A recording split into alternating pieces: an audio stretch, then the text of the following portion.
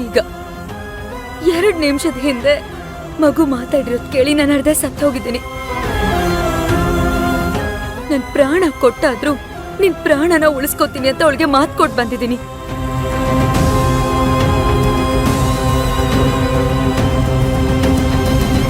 ಈಗೇನ್ ಮಾಡ್ಲಿ ನಾನು?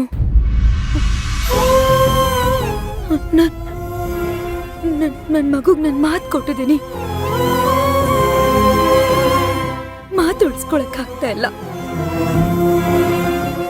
ಎಂತ ಕರ್ಮ ಬಂತು ಅಶೋಕ್.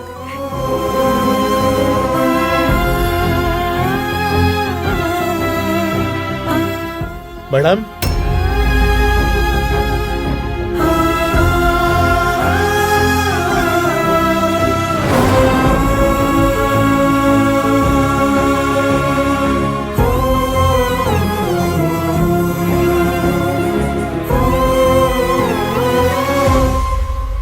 ಮೇಡಮ್, ನೀವೇನು ಟೆನ್ಷನ್ ಆಗಬೇಡಿ ಮೇಡಮ್.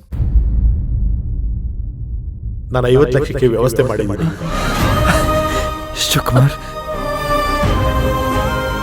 ಶಿವಕುಮಾರ್, ಏನ್ ಹೇಳ್ತಾ ಇದ್ದೀರಾ? ನಿಜನಾ? ನನ್ನ ಸಮಾಧಾನ ಮಾಡಕ್ಕೆ ಅಂತ ನೀವೀಗ ಹೇಳ್ತಿದ್ದೀರಾ? ಇಲ್ಲ ಮೇಡಮ್, ಒಂದ್ ವೇಳೆ MLA ಕಡೆಯಿಂದ ಏನಾದರೂ ತೊಂದರೆ ಆದ್ರೆ, ಹಣ ಸಿಗಲ್ಲ ಅನ್ನೋ ಪರಿಸ್ಥಿತಿ ಬಂದ್ರೆ ಸೇಫ್ಟಿ ಸೈಡ್ಗಿರ್ಲಿ ಅಂತ ನನ್ನ ಮಗಳ ಹೆಸರಲ್ಲಿರೋ ಸೈಟ್ನ ಮಾರಾಟಕ್ಕಿಟ್ಟಿದ್ದೆ.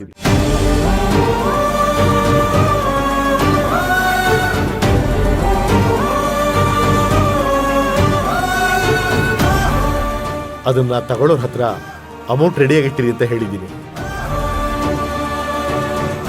ಕಾಲ್ ಮಾಡಿದ ಅರ್ಧ ಗಂಟೆಗೆ ಅಮೌಂಟ್ ಸಿಗುತ್ತೆ ಮೇಡಮ್. ಇವಾಗಲೇ ಕಾಲ್ ಮಾಡಿ ದುಡ್ಡು ತರಕ್ಕೆ ಹೇಳ್ತೀನಿ. ಶಿವಕುಮಾರ್, ನನ್ನ ಪಾಲಿನ ದೇವರು ನೀವು. ಮೇಡಮ್, ದಯವಿಟ್ಟು ಹಾಗೆಲ್ಲ ಮಾತಾಡಬೇಡಿ ಮೇಡಮ್.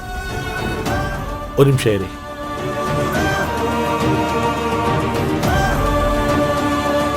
ಶಿವಕುಮಾರ್, ಲೌಡ್ ಸ್ಪೀಕರ್ ಹಾಕ್ಬಿಡಿ.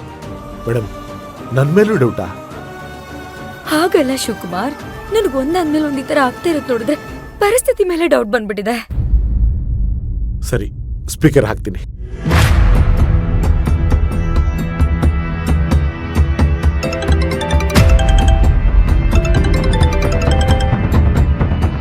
ಹಲೋ, ಹೇಳಿ ಶಿವಕುಮಾರ್. ಸರ್, ಅಮೌಂಟ್ ರೆಡಿ ಇದೆ ಅಲ್ವಾ? ಎಲ್ಲಿಗೆ ಬರಬೇಕು? ಅಲ್ಲ ರೀ, ಒಂದ್ ಸೈಟ್ ನ ಎಷ್ಟ್ ಜನಕ್ಕಂತ ಮಾರ್ತೀರಿ ನೀವು? ಇಬ್ಬಿಬ್ರಿಗೆ ಸೈಟ್ ಮಾರಿ ಅಮೌಂಟ್ ಹೇಗ್ರಿ ಕೊಡಕ್ಕಾಗುತ್ತೆ ನಾನು?